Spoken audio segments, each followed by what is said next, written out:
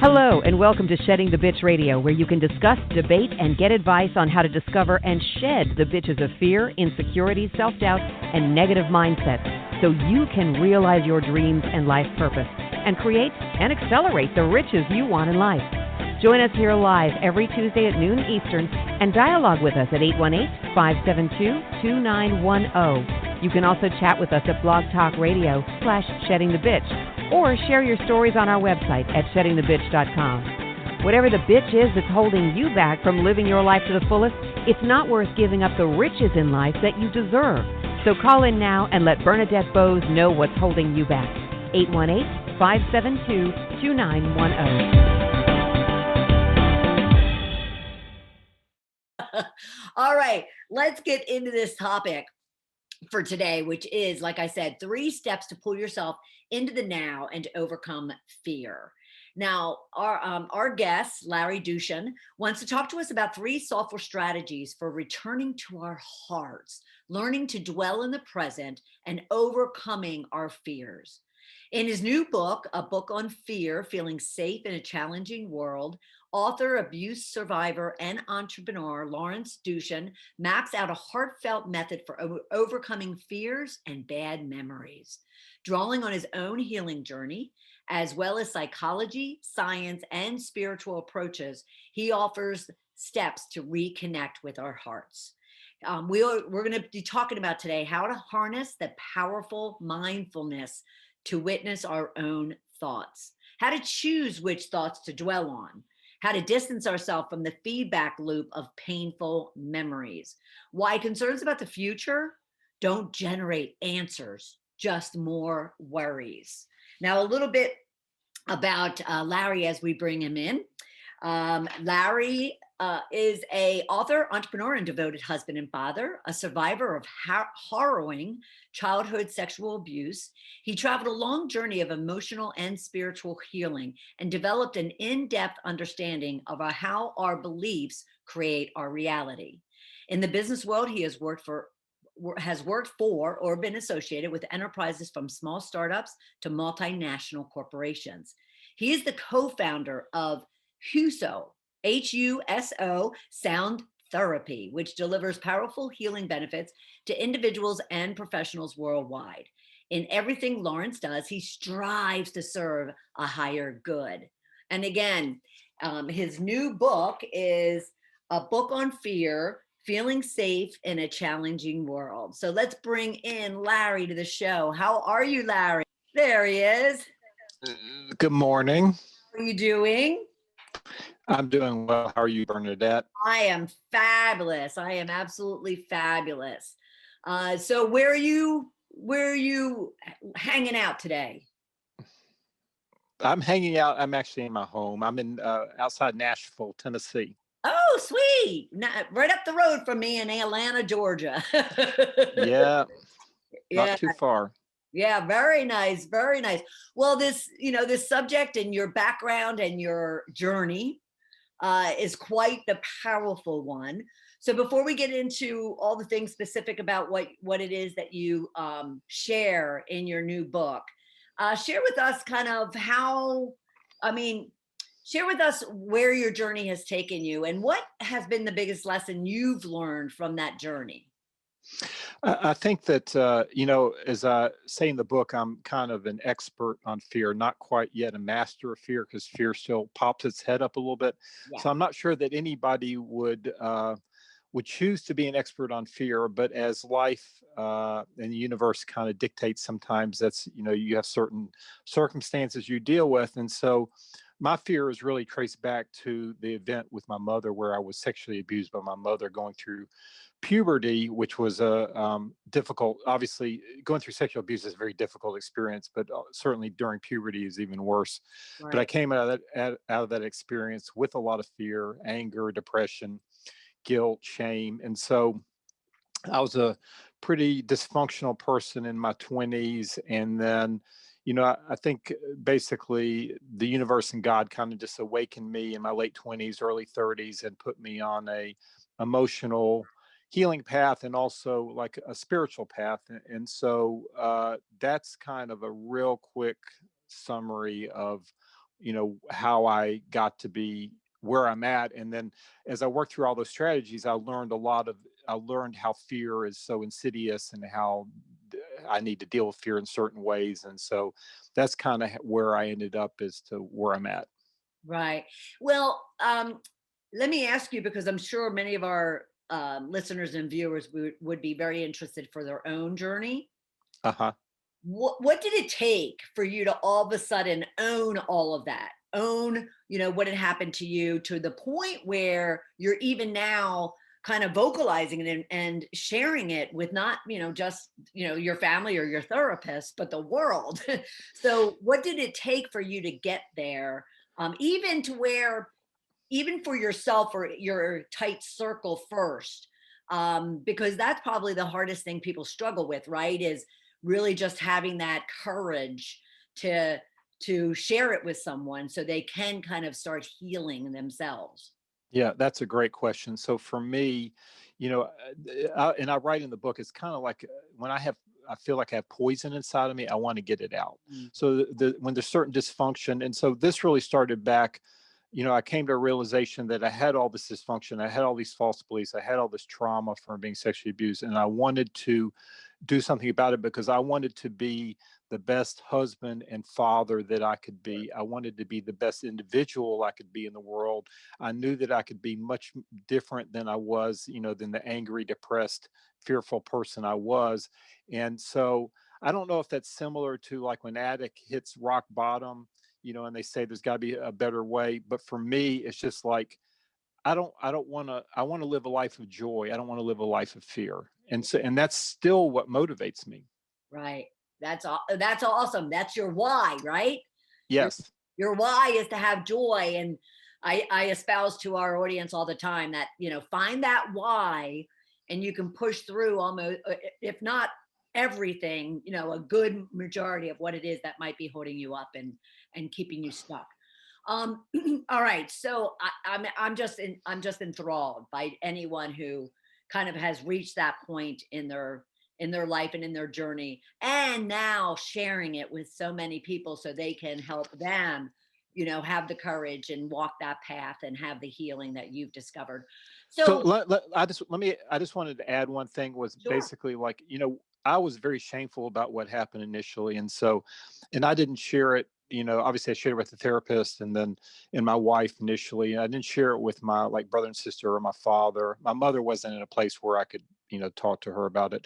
So, but basically as I progressed, I became less painful about it. And then, to the point where basically it was an experience that to me, this is something that was fall. And anyway, I can talk about it openly because I'm grateful for the gifts that came out of it and that I can give those to other people to try and help them to understand that you're not your experiences.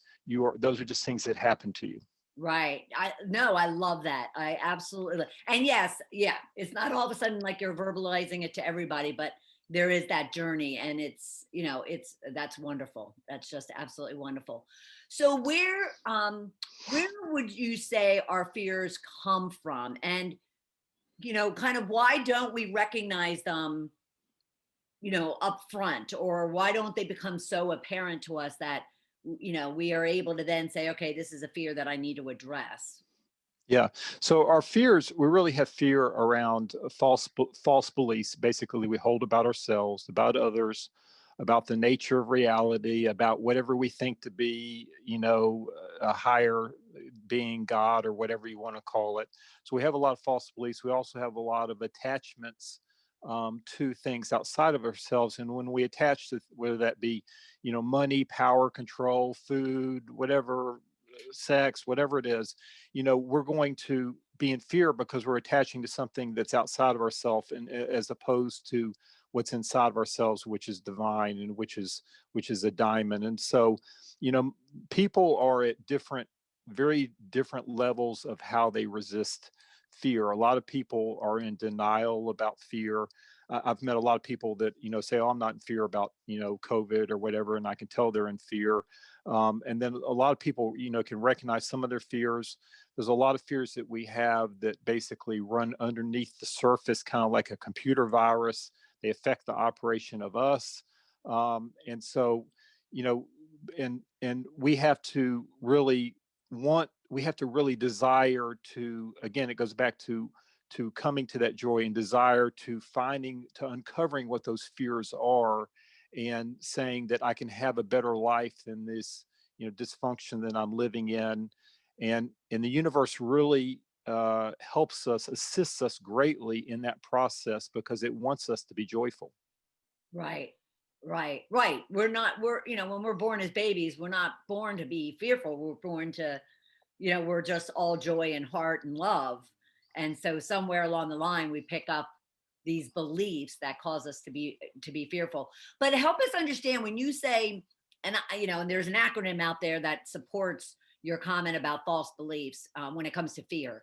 But before we get there, when you say fears of false beliefs, and yet someone listening or viewing this right now is, scared of not being able to pay their bills, scared that, they are going to get sick, scared that their business isn't going to, work out, how do you justify, how do you explain that actually it's a false belief that they have that's creating that fear?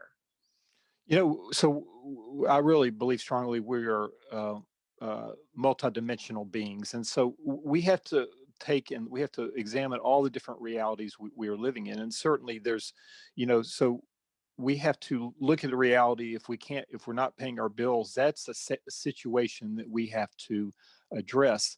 But we don't want to try and, our thought is creative, and there's been a lot of great spiritual masters who've talked about, and there's a lot of information out here today, or out there today, in terms of how thought is creating our reality. And Right. so we want to not further our situation, reinforce our situation from fear by being in fear that we are going to, situation is going to worsen, we're going to lose our house or whatever it is.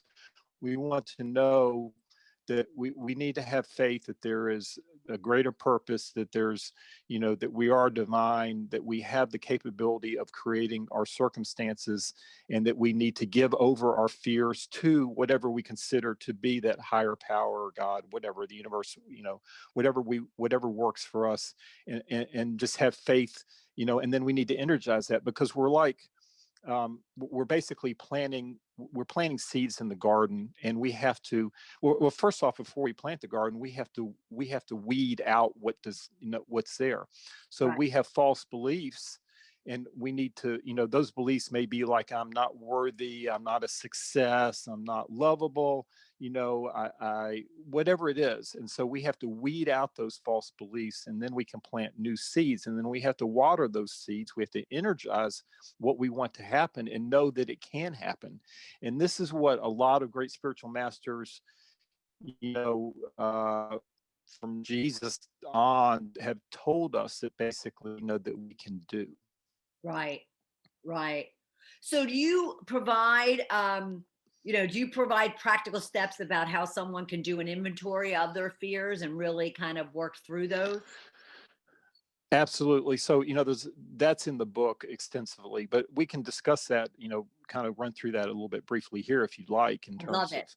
Yeah. okay, so, so the first thing we have to do is, if we're fixing a problem, we have to know what the problem is, right? Yeah. So we have to become aware of our fears. And this goes back to knowing thyself, which Jesus and Socrates and a lot of people said, know thyself. And when they're saying know thyself, they mean, know why you do the things you do, know why you have the fears. So, our fears are basically, what we want to do is we want to watch our emotions and reactions. And Carl Jung, who's the father of analytical psychology, said that basically projection is one of the most common phenomenon. So we watch our emotions, reactions. We're rarely angry for the reason we think. Behind anger is often like sadness, fear, or guilt. We're often, our judgment of others is a projection of self-judgment. Our blame of others is a projection of our own feelings of guilt.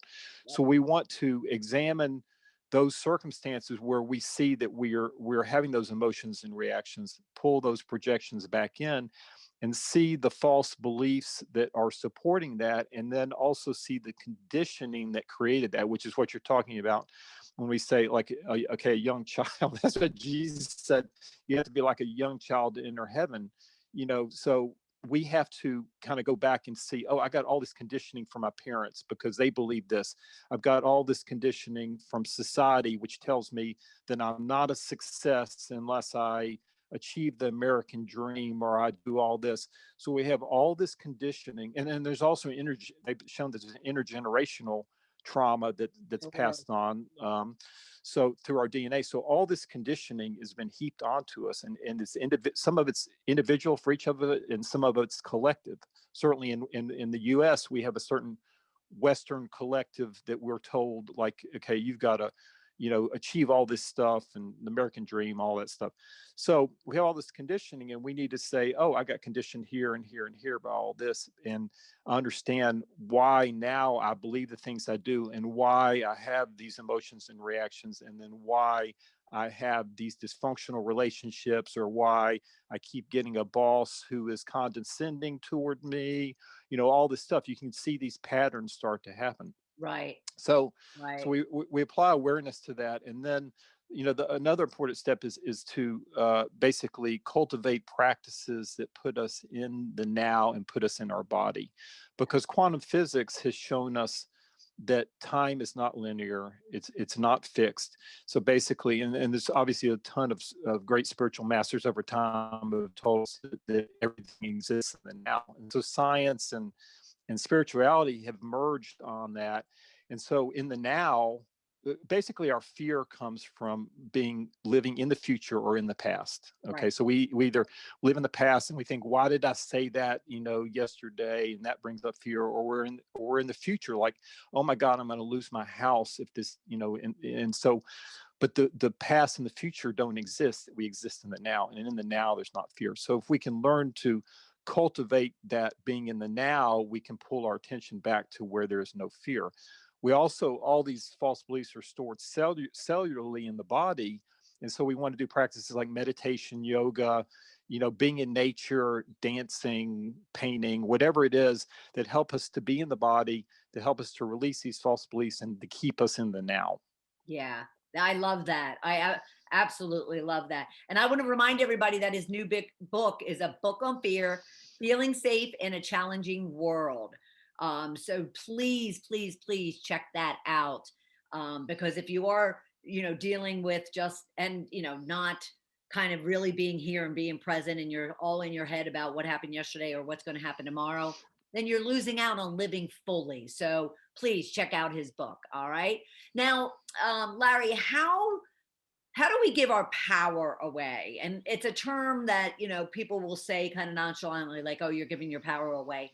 And then how does victimhood play into that about giving away your power? What does it really mean to us, and kind of what it is that we're putting out in the world and what we're getting back? So, we give our power away because we look to others to take care of us or to save us. I mean, this can be like a spouse or whatever. It can be definitely, a lot of people believe the government should take care of them and, do all these things.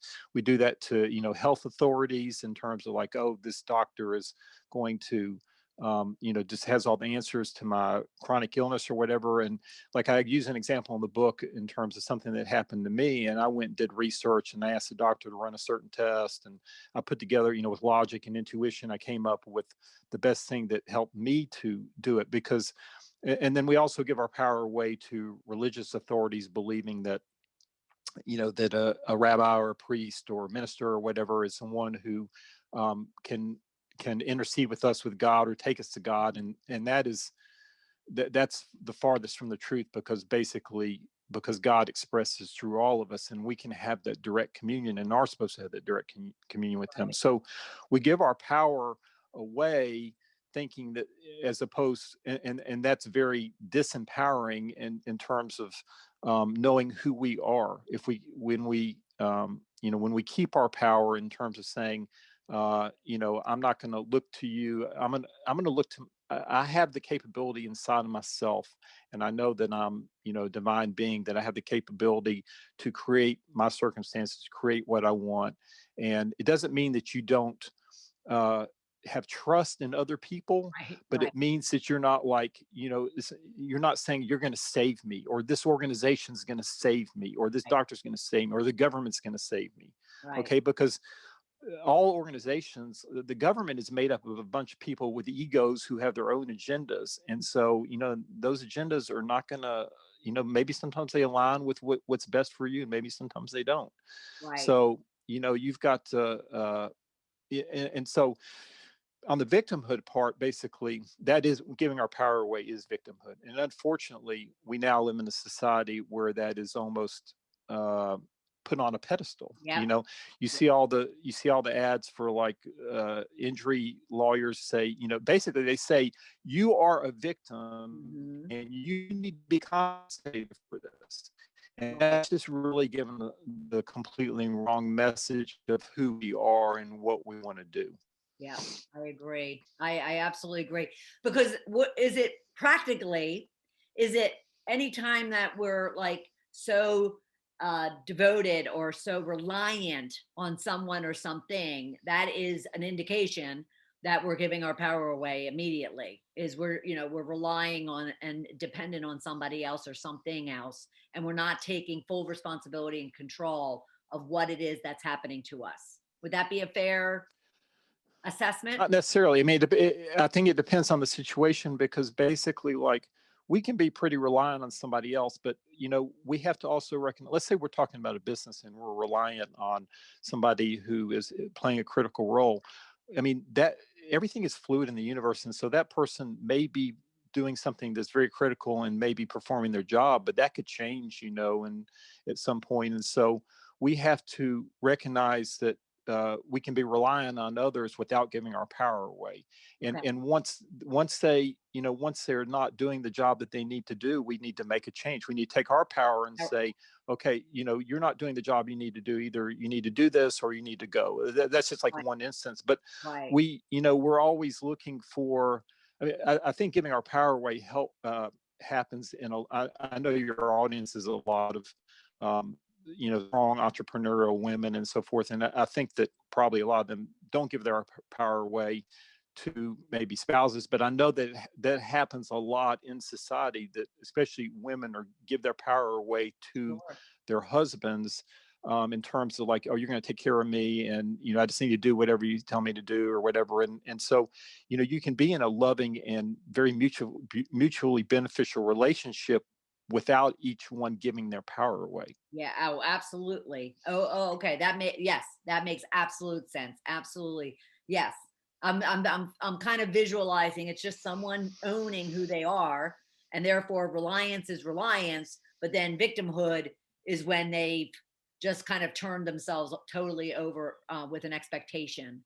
Um, Yeah, I think in the book I call it like misplaced faith. I mean, we don't want to place our faith in, we want to place trust, but that trust can change. Okay, but we right. can place trust in someone or something outside of us, but we don't want to place our faith that our faith is within us. Our faith is to God or to the universe, whatever we think is supporting us. And so we want to stay there.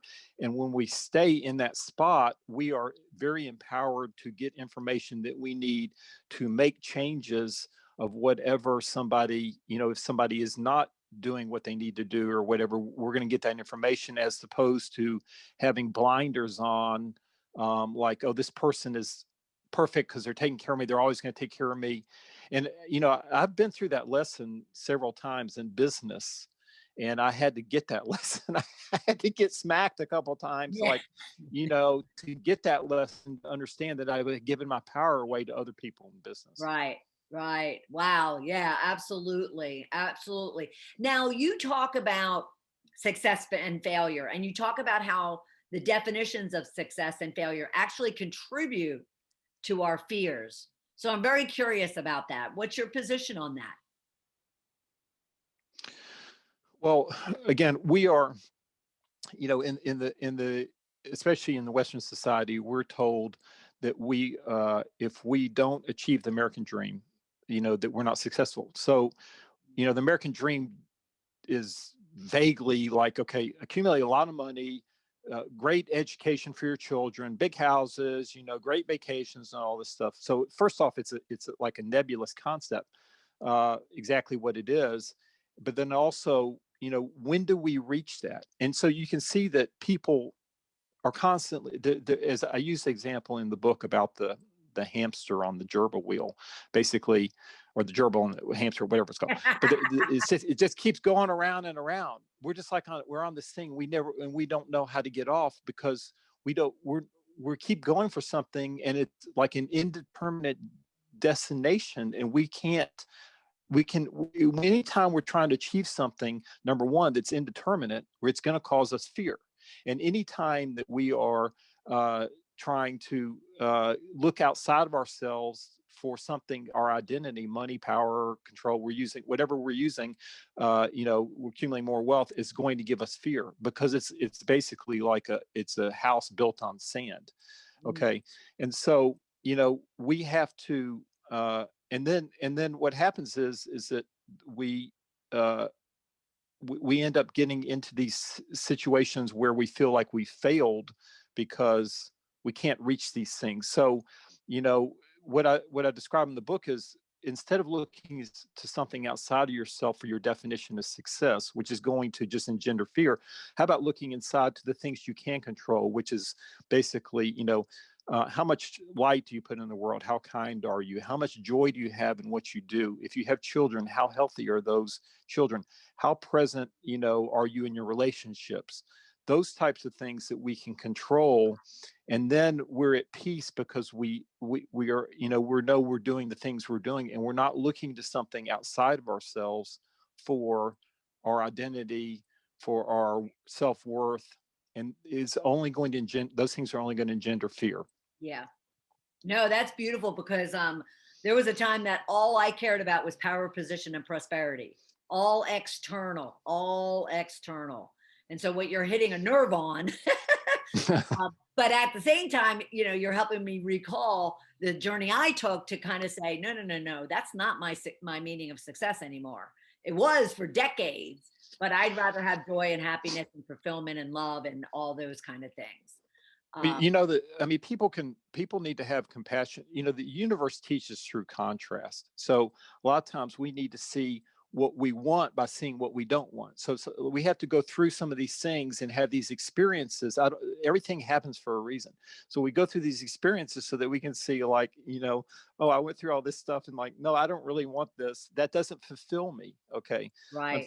Unfortunately, a lot of people resist that. I mean, you're one that, that took that and said, oh, I can see this. And so, but a lot of people resist that. That's why billionaires want to accumulate more money. I mean, they have more money that they could possibly ever need a million times over, but they just want to accumulate more, because they just keep looking, because it's like an addict just taking more drugs or whatever, or food, eating more food.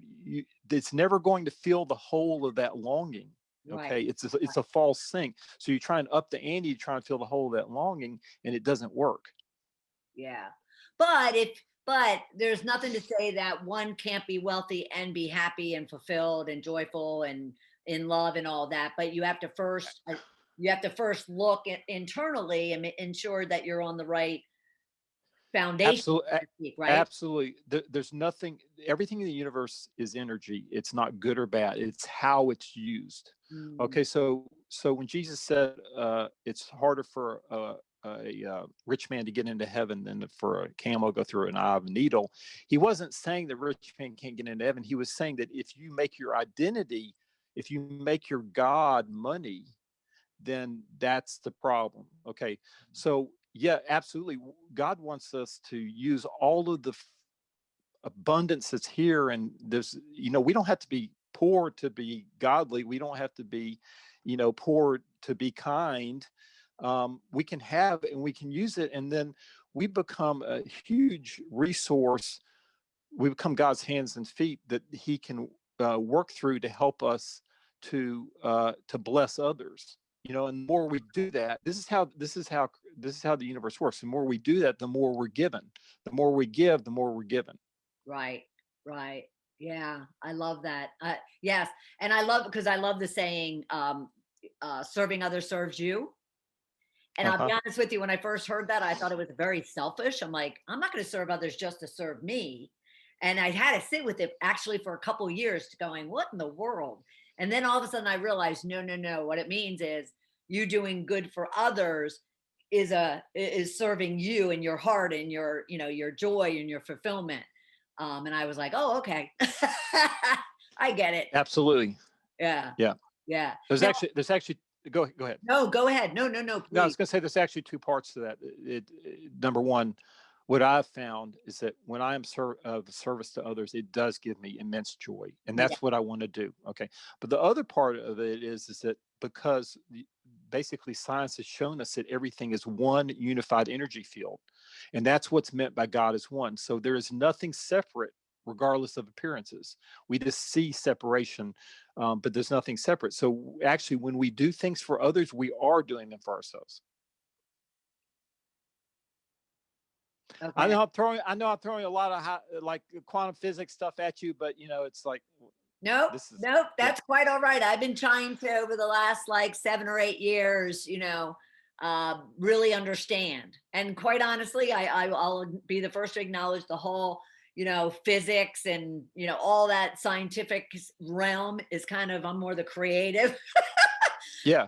But at the same time, it's fascinating to me. So, that's what I found very, very appealing about wanting to talk with you, based on even your introduction about blending the science and the spirituality in with the, practical, journey lessons that one learns.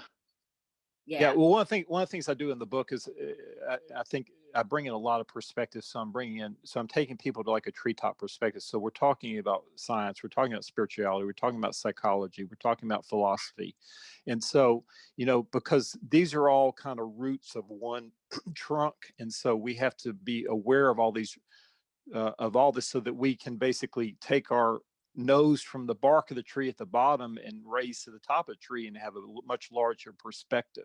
Right. Right. Yeah. I love that analogy. Love it. Because I'm very visual. So I'm picturing the root of the tree. I'm picturing the base of the tree. I'm picturing the fullness of the tree.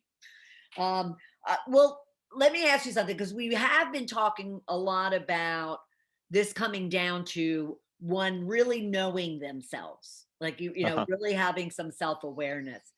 And yet, I'll be honest with you, it took me 50 years to recognize that I really didn't know myself at all, and therefore, I had to, take that path. So, what are some steps that people listening and watching can do just to get their hands around that, and to start really kind of acknowledging who they truly are versus maybe that artificial world they've been living in.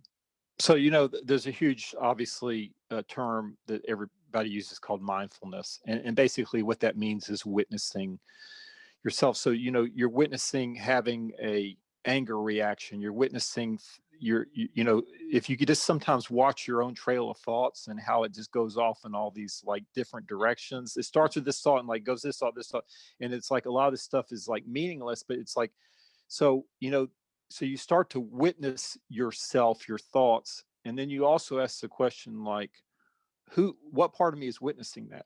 So that is actually tapping into a much your greater self, as opposed to what we call the ego self, which is what the vast majority operate through, that very narrow lens of personality, ego self. And Right. as you start to do that, you start to make all these realizations. You'll start to see all these patterns that you do. You'll start to see why you react in certain ways, and then you'll probably there'll be a lot of things that you're called to do that maybe you weren't called to do. Like maybe you want to start painting, or things that are things that will put you more into that mindfulness space, that being in the now space. And then you'll also there'll be certain practices, that one of the things we talk about. I have chapters on the book. I have like chapter on gratitude, compassion, forgiveness. So you want to start cultivating these practices, because they open the heart, and they also help us to tap into our greater self, where is who we truly are and who we want to be. And so, it's a process, but it's actually the greatest. I have a quote in the book. I have like over 100 quotes in the book that are from, like, Jesus, Einstein, Buddha, Dalai Lama, like Socrates, just a bunch of really wise people. But there's a book, about knowing thyself. There's a lot of quotes about knowing thyself. And there's also a quote about, the exploration of yourself is the greatest journey you can make. I mean, that's what I want to tell people is, all this stuff in the world is great and we all enjoy it, but it pales in comparison to the journey of knowing yourself and going inside and finding that diamond within. And I can assure you that will is immense. And then once you get onto that path and realize that, you will be just hungry for a lot more of that. Yeah, I have to absolutely agree with that. Absolutely agree with that. It took me many, many decades to get to that point, but I absolutely have to agree with that. And I think, I can speak for both of us that we would love every person to feel that and to experience that and to live that, because it's such a diamond. It's such a beautiful, beautiful place to be, and a place to live. Yeah, Yeah, absolutely. I mean, that is what my hope is for everybody, that they will discover that joy, that process. Yeah. Yeah, absolutely. And again, I want to mention, the book on fear, or a book, I'm sorry, a book on fear, feeling safe in a challenging world. Check his book out, please, as we continue our conversation. So, what would our lives and the world look like if we were kind of living in gratitude, all the time, and living in compassion, and living in kindness, and living in, just pure love, amongst each other? What would the world look like? To me, I describe it as basically a heaven on earth, and that is, I mean, we're not these angry, fearful, depressed people. This is not who we are, and so we are beautiful, holy, kind, loving, compassionate beings. And some people, you're seeing a big split in the world. Some people are being very resistant and going to the extremes, and they're in a tremendous amount of fear. And then there's a certain group of people who are, just, you're hungry, and they're opening up to, they're saying, this doesn't work. Okay, I don't want to be in anger at this group all the time. I don't want to judge this group. And so the anger and the judging and everything, the blaming, is coming from a very ego-centered, separatist perspective, and the other group is coming from a unitive perspective.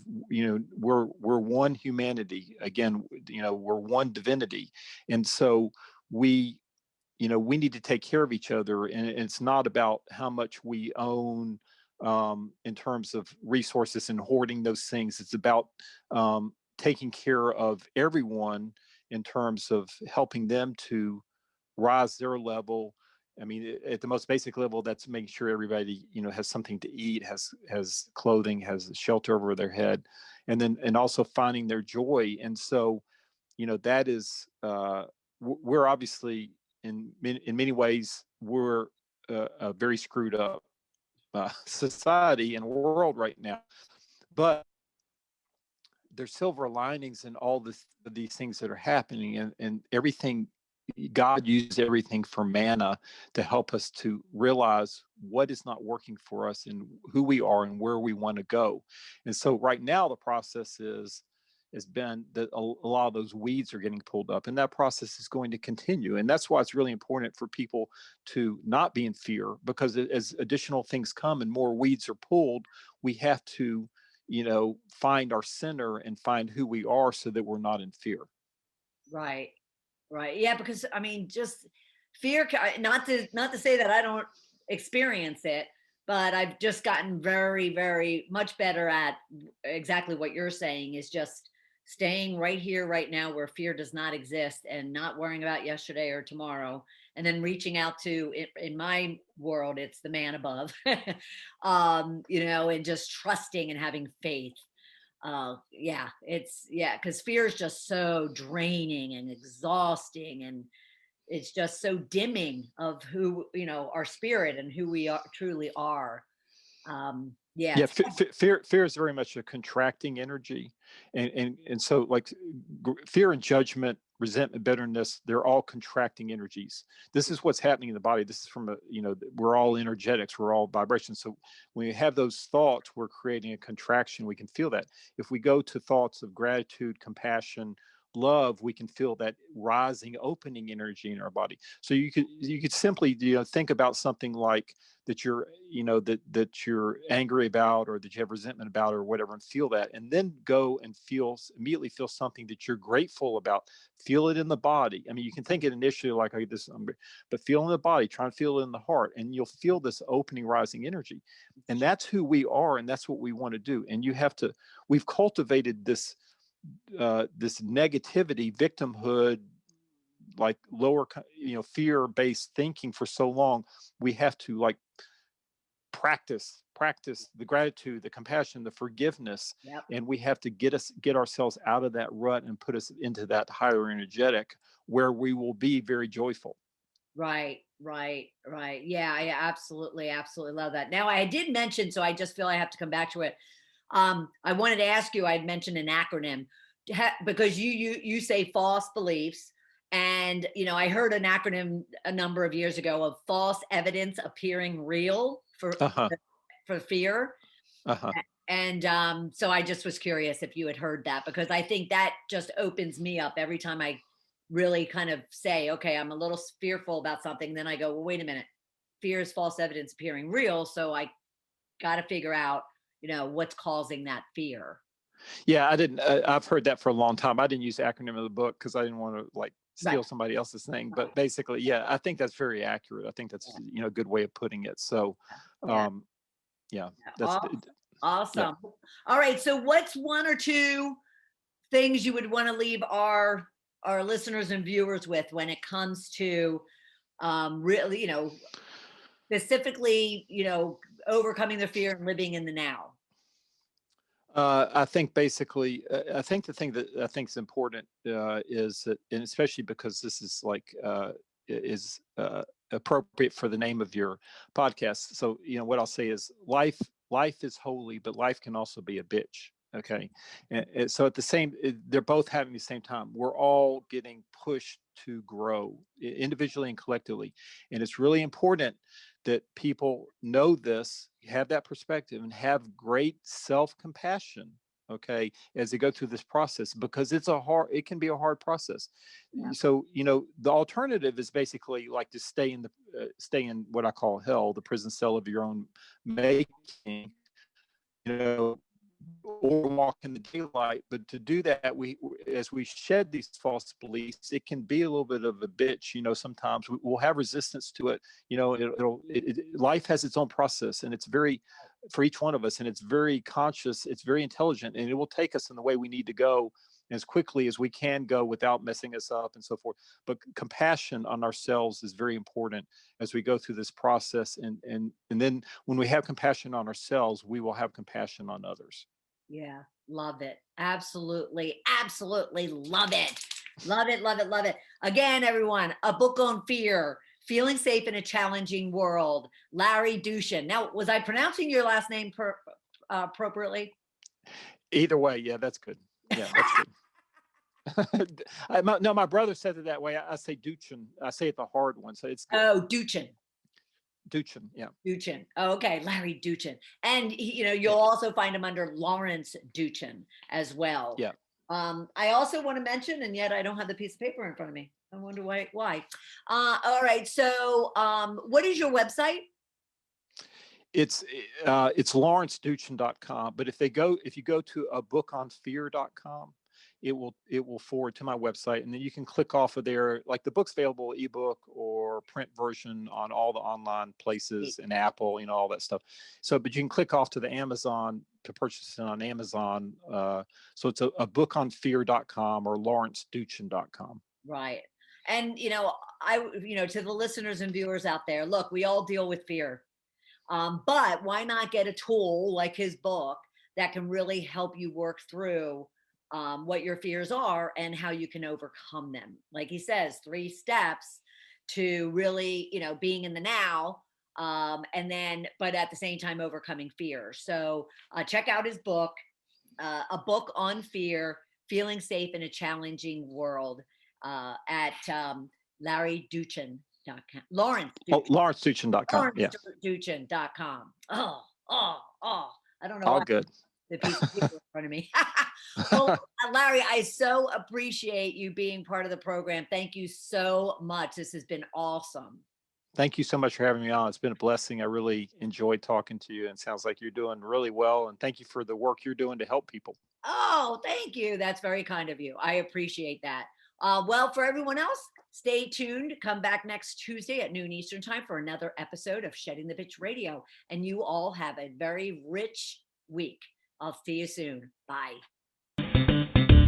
Thank you for listening to Shedding the Bitch Radio with Bernadette Bose. Join Bernadette every Tuesday at noon Eastern as she helps you shift your bitches to riches.